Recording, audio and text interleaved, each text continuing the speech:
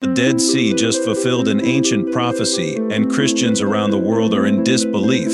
So what exactly happened? And more importantly, what's going to happen next?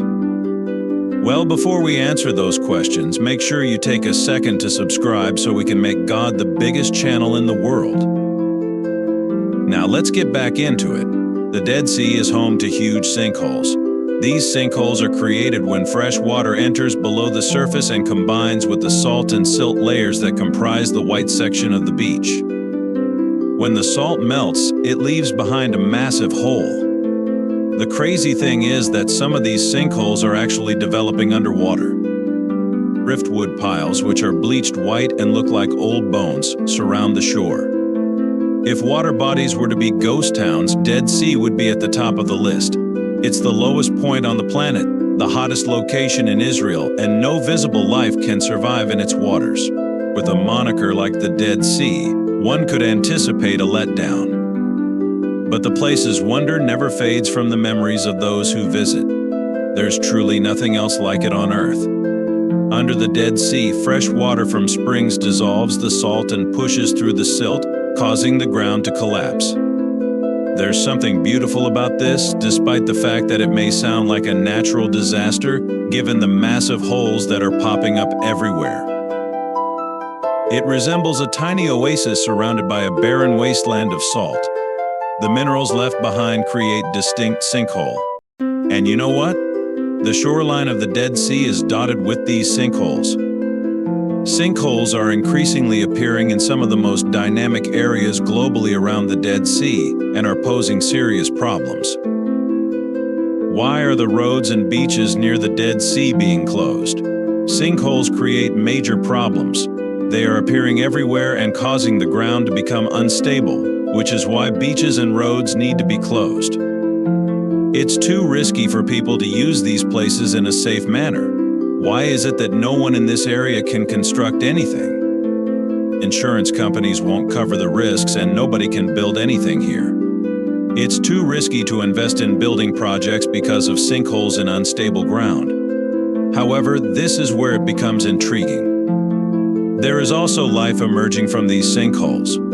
Birds are chirping, suggesting that this area could be a hotspot for bird migration.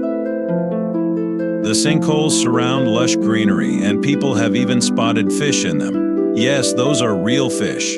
This demonstrates that salt levels are falling and that life is now able to flourish in previously dry areas. The Dead Sea, a salt lake with Israel and Palestine to the west and Jordan to the east, has been dead for as long as recorded history.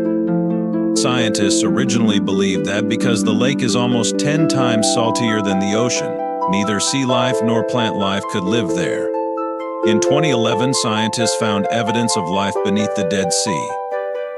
Additionally, breaking Israel news revealed that freshwater ponds brimming with fish and fauna have been found around the Dead Sea shores. This discovery aligns perfectly with the prediction in the book of Zechariah. On that day, living water will flow out from Jerusalem, half to the Dead Sea and the other half to the Mediterranean Sea. This will happen for the summer as well as the winter. The Dead Sea is to the east of Jerusalem, and the book of Zechariah foretells that waters will flow from Jerusalem to the eastern sea. Then there is Ezekiel, who describes fishermen working at the Dead Sea and the Salt Sea turning fresh. A glimpse of this prophecy's fulfillment is occurring right before our eyes. Take a look at this fresh water along the Dead Sea shore. It's amazing to witness up close. It's incredibly spiritually uplifting to go through this and see prophecy come to pass. Just take a glance at this colorful vegetation to see how the Dead Sea is reviving, and we might even see fish coming out of these sinkholes if we're lucky. The lake's borders are more than 400 meters below sea level, and a thick layer of salt covers them, killing all flora. Scripture says that the area was once a lush, well-watered land. The fire and brimstone from the destruction of Sodom and Gomorrah reduced that valley to a wasteland, as recorded in Genesis chapter 13, verse 10. But in 2011, a group of scientists from Ben-Gurion University executed divers to the Dead Sea's bottom, where they saw massive craters on the ocean floor. These craters, which were covered in microbial mats, were gushing fresh water, indicating that the Dead Sea was not completely dead. Scientists and the media had failed to notice the inexplicable phenomenon that appeared to defy natural rules, according to Ben. Samantha Siegel, a Jewish American residing in Jerusalem, discovered that startling find while out on her regular nature trek in the desert and along the Dead Sea shoreline. When Siegel first discovered the fish in the pond, she had no idea of its significance. She remembered finding it pretty cool and commented on how the Dead Sea appeared to be flourishing. She didn't realize the link until several months later when she reread the prophecy. According to her, the connection is undeniable and right in front of your face. It was a detailed fulfillment of the prophecy, Siegel noted. She said that each time she went, a family of ducks welcomed her in addition to the fish. She noted how the scene powerfully illustrated the restoration of life to the world, drawing comparisons between it and the prophesied resurrection of the dead. In the Dead Sea, Siegel sees something significant. Siegel explained that the Dead Sea is the lowest point on Earth, hence its waters are perfect for floating. She pointed out that buoyancy prevented someone from drowning even if they tried or didn't know how to swim. Using this as a metaphor, she said that no matter how low a person feels, God will always be there to bring them up, just as one cannot drown in the Dead Sea.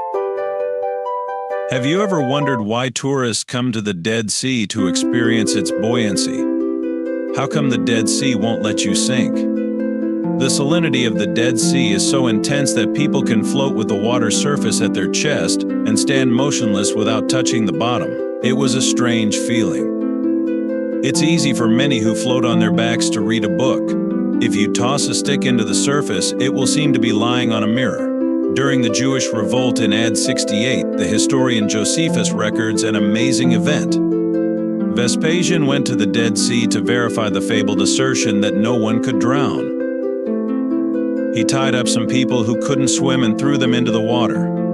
Whether you swim or not, the story serves as a helpful reminder for everyone to keep water out of their mouths and eyes unless they enjoy throwing up and crying. Indeed, breathing in water can be extremely dangerous. Those sensible cautions followed, and the Dead Sea rewards every tourist with an experience that will never be forgotten.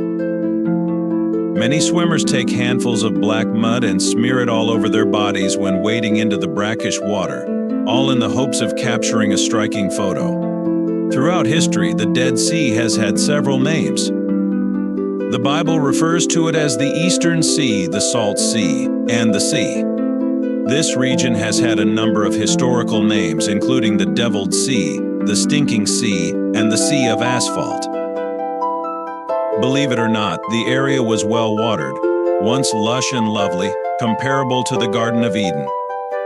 However, as mentioned in Genesis chapter 13 verse 10, Deuteronomy chapter 29 verse 23, and Jeremiah chapter 17 verse 6, God's wrath on Sodom and Gomorrah changed the region's fertility and turned it into a barren expanse that symbolized judgment on sin. The Dead Sea surface is always foggy because of evaporation that lingers above it. The smoke rising from the valley resembles a furnace after Sodom's ruin, as depicted in Genesis chapter 19 verse 28. The Dead Sea serves as a modern-day symbol for the remains of God's judgment on sin. However, Scripture assures us that the Dead Sea will come to life once more. Water will flow from Jerusalem's Temple Mount during the Millennial Kingdom when Jesus rules over the planet. The Dead Sea shoreline will see an increase of fishermen, as predicted by Ezekiel chapter 47 verses 8 to 11 and Zechariah chapter 14 verse 8. What a powerful illustration of God's ability to bring life from the dead. Ezekiel, a prophet who lived in exile in Babylon from 597 BC, describes in chapter 47 a vision of a river that flows from the temple in Jerusalem all the way down to the Dead Sea. The river sustains fish that are the same species as those found in the Mediterranean and brings new life wherever it flows. Let's take a closer look at what Ezekiel said in chapter 47, verses 8 to 11. Ezekiel wrote, "This water flows toward the eastern region and descends into the Arabah, the Jordan Valley, where it enters the Dead Sea. The water in the sea grows fresh as it empties into it. Where the river flows, countless creatures thrive. As this water travels, it transforms the saline water into fresh water, creating a thriving environment for fish and other life forms along the river's path. Fishermen will stand along the shore. From En-Gedi to Eneglaim, there will be places for spreading nets. There will be a wide variety of fish, including fish from the Mediterranean and the Great Sea. The last portion of Ezekiel's book contains his vision, which describes the Jewish people's anticipated return to their homeland and God.